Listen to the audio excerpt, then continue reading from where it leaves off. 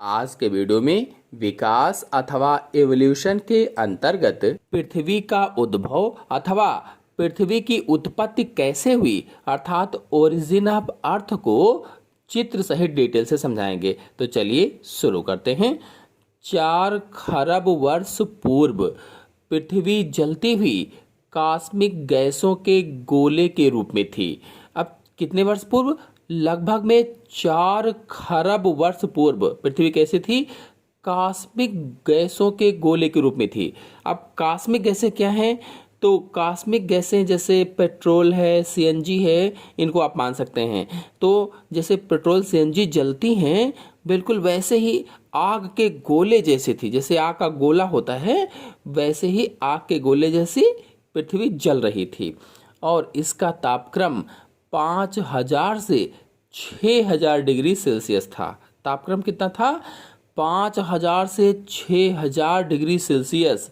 और इसमें सभी तत्व परमाणु अवस्था में थे। जितने भी तत्व थे वे सब परमाणु अवस्था में थे। जैसे जैसे पृथ्वी ठंडी होती गई, सभी तत्व अपने घनत्व के अनुसार अलग अलग स्तरों में विन्यासित हो गए। अब यहाँ पर विन्यास का मतलब है कि कोई चीज कहीं पर स्थापित हो जाए। विन्यासित का मतलब, इसका मतलब जैसे जैसे पृथ्वी ठंडी होती गई, सभी तत्व अपने घनत्व के अनुसार अलग अलग स्तरों में स्थापित हो गए। लोहा, निकिल, तांबा, कोबाल्ट, जिंक, मैंगनीज आदि सभी भारी तत्वों ने भूकरोड बनाया। जितने भी ये भारी तत्व थे, इन्होंने भूकरोड बनाया। अब आपके मन में प्रश्न हो कि भूकरोड क्या है? तो पृथ्वी के केंद्रीय भाग को भूकरोड कहा जाता है। जो पृथ्वी का सेंट्रल वाला भाग होता है, उसे क्या कहते हैं? भूकरोड कहा जाता है। और भारी तत्वों ने मिल करके भूकरोड बनाया। कौन कौन से तत्व थे? लोहा, निकिल, तांबा, कोबाल्ट, जिंक, मैंगनीज, ये सभी तत्व। Aluminium, silicon, sodium, potassium, iodine, magnesium, chlorine, fluorine, sulphur आदि हल्के तत्वों ने भूकरोड पर एक खोल या मेंटल बना लिया। यानी उसके ऊपर इन तत्वों ने एक खोल या मेंटल का निर्माण कर लिया। मतलब पृथ्वी का जो सेंट्रल वाला पार्ट है वो क्रोड कहलाता है। और इसे 2 भागों में बांटा गया है, आंतरिक क्रोड और बाहरी क्रोड। 2 भागों में बांट दिया। देखिए, वास्तव में पृथ्वी की जो मुख्य रूप से परतें हैं वो 3 परतें होती हैं। पृथ्वी की मुख्य रूप से कितनी परतें? 3 परतें होती हैं, क्रस्ट, मेटल और क्रोड। तो इस प्रकार से जो पृथ्वी है इसकी मुख्य रूप से 3 परतें हुई, क्रस्ट, मेटल और क्रोड। ये क्रोड जो है ये पृथ्वी का केंद्र वाला भाग होता है, सेंट्रल भाग है, जो 2 भागों का बना होता है, बाहरी यानी आउटर और आंतरिक यानी इनर क्रोड। अब आंतरिक क्रोड में क्या है अगर पूछा जाए, तो आंतरिक क्रोड में लोहा है, मुख्य रूप से लोहा होता है। और किस अवस्था में रहता है? तो द्रवित अवस्था में होता है। यदि प्रश्न पूछा जाए कि पृथ्वी के अंदर का क्रोड किसका बना है, तो बताएंगे पृथ्वी के अंदर का क्रोड शुद्ध लोहे का बना है। हाइड्रोजन, आर्गन, ऑक्सीजन, नाइट्रोजन व कार्बन आदि सबसे हल्के तत्वों ने आदिकालीन पृथ्वी का आद्य वायुमंडल यानी प्रिमिटिव एटमॉस्फेयर बनाया। मतलब ये हुआ, जो हाइड्रोजन है, आर्गन है, ऑक्सीजन है, नाइट्रोजन है, इन्होंने आद्य वायुमंडल का निर्माण किया। आदि का मतलब होता है कि आरंभिक वायुमंडल या शुरुआती वायुमंडल का निर्माण किया। शुरू में पृथ्वी का ताप इतना अधिक था कि विभिन्न तत्वों के परमाणु मुक्त अवस्था में थे। यानी ताप अधिक था, आग के गोले जैसी थी पृथ्वी, तो जो परमाणु थे वो मुक्त अवस्था में थे। ताप में कमी होने पर इन परमाणुओं के संयोग से अणुओं का निर्माण हुआ। और जैसे जैसे ताप कम होता गया, तो जो परमाणु थे उनके संयोग से अणु बन गए, अणुओं का निर्माण हो गया। अब पृथ्वी का आद्य वायुमंडल कैसा था अगर पूछा जाए, प्रिमिटिव एटमॉस्फेयर ऑफ अर्थ, तो पृथ्वी के आद्य वायुमंडल में हाइड्रोजन सबसे अधिक थी। जो हाइड्रोजन है लगभग में 90% थी और सबसे अधिक क्रियाशील भी थी। तो सबसे अधिक हाइड्रोजन थी आद्य वायुमंडल में और सबसे अधिक क्रियाशील भी थी। इसके आद्य वायुमंडल की ऑक्सीजन के साथ संयोग करके जल, नाइट्रोजन और कार्बन के साथ संयोग करके अमोनिया व मीथेन बने। कार्बन व नाइट्रोजन से साइनोजन बने। तापमान अधिक होने से ये सभी गैस रूप में थे, क्योंकि तापमान पृथ्वी का अधिक था इसलिए सभी गैसियस अवस्था में थे।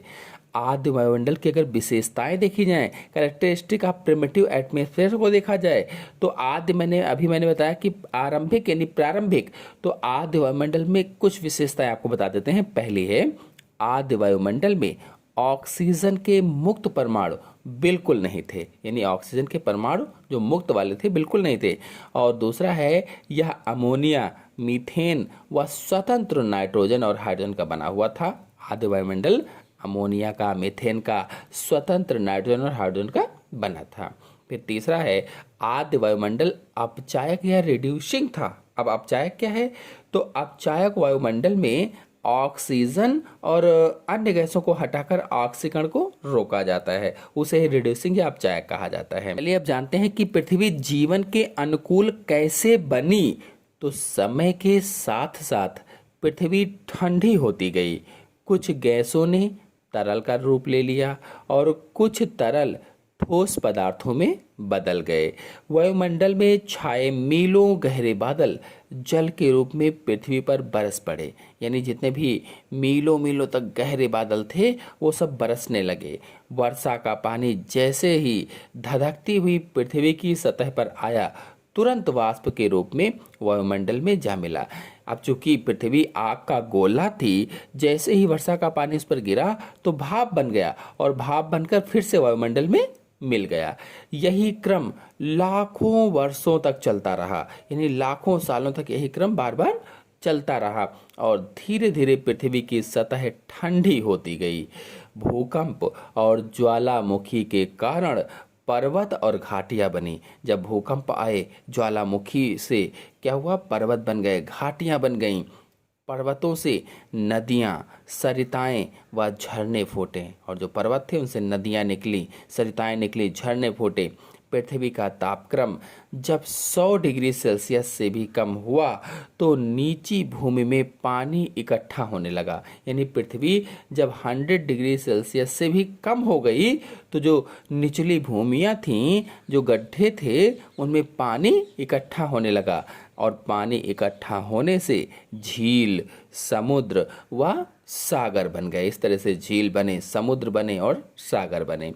वर्षा के पानी में घुलकर वायुमंडल की अमोनिया व मीथेन भी समुद्र के पानी में एकत्रित हो गई। अब चूंकि वर्षा का पानी था तो उसमें वायुमंडल की जो अमोनिया था वो घुल गई, मीथेन जो था वो घुल गया और समुद्र के पानी में इकट्ठा हो गया। नदियों द्वारा लाए गए पानी में खनिज लवण यानी मिनरल साल्ट्स प्रचुर मात्रा में थे। जो नदियाँ थी उससे जो पानी आ रहा था उसमें खनिज लवण प्रचुर मात्रा में थे। ये भी समुद्र में विलीन हो गए और वो भी जाकर के समुद्र में मिल गए। इस प्रकार से आद्य सागर बने और धीरे धीरे करके इस तरह से पृथ्वी का निर्माण हो गया। आशा है आपको वीडियो समझ में आया होगा। समझ में आया हो तो वीडियो को लाइक और शेयर कीजिए। चैनल पर नए हैं तो चैनल को सब्सक्राइब कर लीजिए। अगले वीडियो में आपको जीवन की उत्पत्ति से संबंधित प्राचीन परिकल्पनाएं समझाएंगे। धन्यवाद।